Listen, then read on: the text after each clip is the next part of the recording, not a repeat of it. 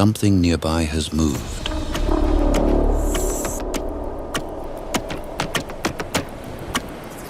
Sight is not necessary here. On this shore, movement alone can betray you.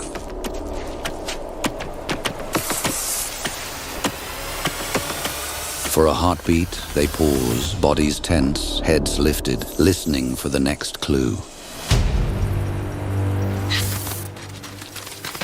The iguana must move to escape. The snakes have done what they were built to do. Their hold tightens, the resistance fades, and the last movements of the iguana disappear into silence.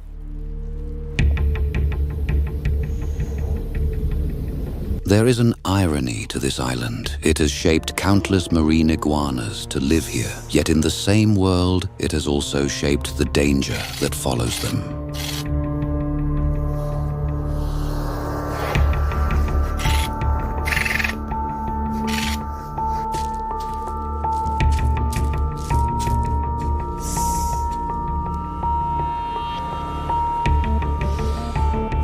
Out here, stillness can be the difference between life and death. Move too early and it gives itself away. Wait too long and the danger closes in anyway, and the iguana understands that. A scrape of a claw, a twitch of the tail, a shift in balance, that is all it takes. The snake is searching for movement, not shape. If the iguana can resist the urge to run, it may remain just beyond notice.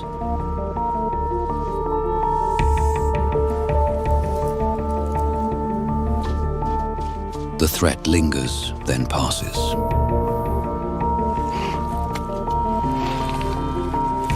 On this shore, exposure is never neutral. The moment it leaves shelter, it enters a landscape tuned to movement.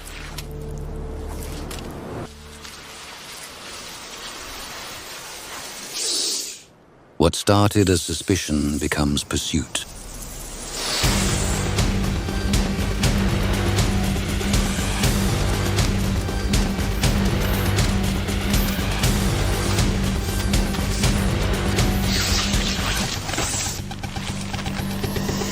They turn movement into contact, and contact into control.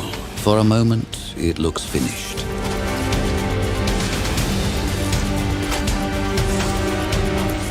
Then comes the opening. A coil slips.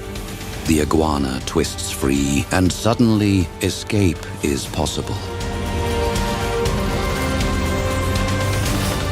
In an instant, it turns weakness into momentum and slips clear.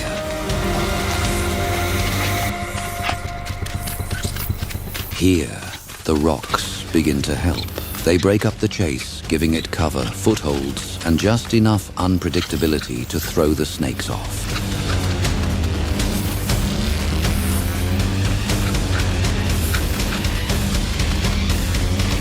What began as a single chase is suddenly multiplying. From the rocks, from the gaps, from beneath the lava itself, more bodies begin to move.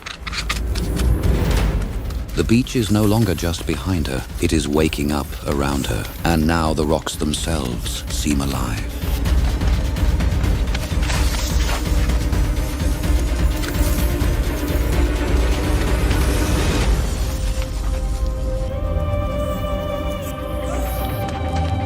Now the rules shift. Up here, movement and sound no longer travel the same way through the ground. Below it, the snakes lose the clear signal they had been following. Their speed fades, they slow, they listen, they search, close but no longer certain.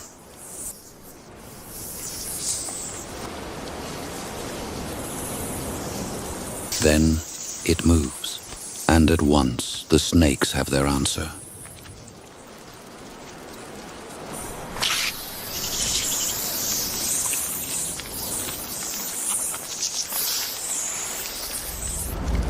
The pause is over.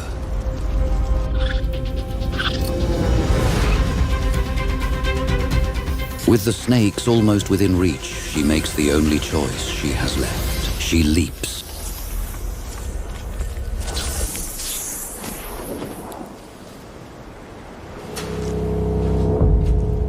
By the time it shows itself again, it seems almost as if reclaimed by the landscape itself.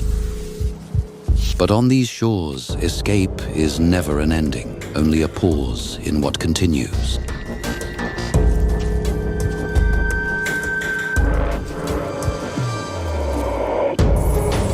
All it takes is one of them to catch the signal, and suddenly the others are alerted too.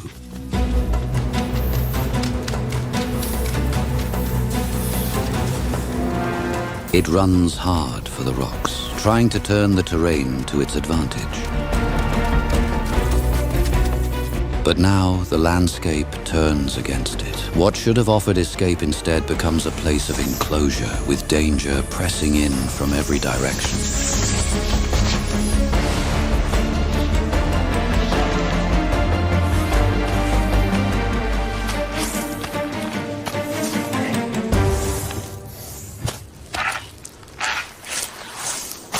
Each final effort is smaller than the last, until the fight begins to fade into stillness.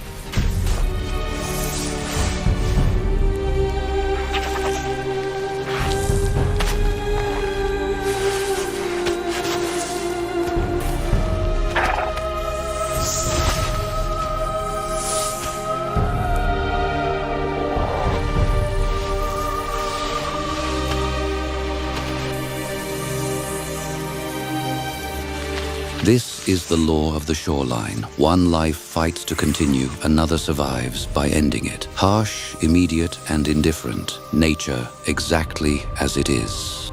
A marine iguana stands firm against the surge of the Pacific. Found only on the Galapagos Islands, these are the world's only seafaring lizards. To survive, they must venture into the waves to reach their primary food source. Dense beds of red and green algae grow on the submerged volcanic rocks. Using powerful, hook-like claws, they anchor themselves against the violent pull of the tide. Submerged in the cold currents, they scrape the seaweed clean with specialized three-cusped teeth. It is a high-stakes energy trade-off. In the water, the iguana is transformed. By tucking their limbs against their sides, they adopt a perfectly streamlined profile. Lateral undulations of the long, flattened tail drive them through the swell. Deep dives can last for significant periods, though most are limited by the cold. Their heart rate slows dramatically to conserve oxygen and core temperature. When the feeding is done, the struggle to exit the surf begins. Exhausted and chilled, they must haul themselves back onto the safety of the rocks.